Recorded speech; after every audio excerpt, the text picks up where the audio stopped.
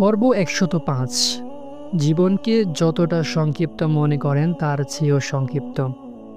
Del Carnegie এক ক্ষতযুক্ত রোগীর গল্প বর্ণনা করেছিলেন। সে রোগীর ক্ষত বেড়ে গিয়ে মারাত্মক পর্যায়ে উপনীত হয়েছিল।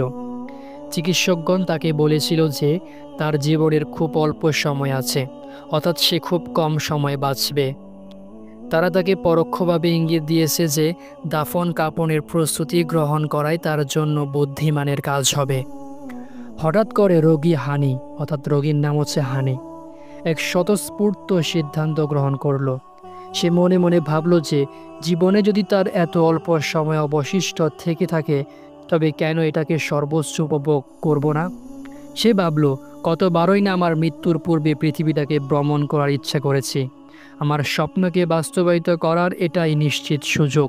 সে তার টিকিট ক্রয় করে নিল।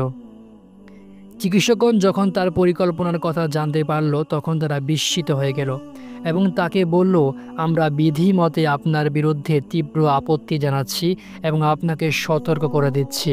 যদি আপনি এই ভ্রমণে অগ্রসর হন, তবে আপনি মহাসাগরের তলদেশে কবরস্থ হবেন। তাদের যুক্তি তর্ক বৃথা হয়ে গেল এবং তিনি শুধু বলেছিলেন, না, এমন কিছুই ঘটবে না।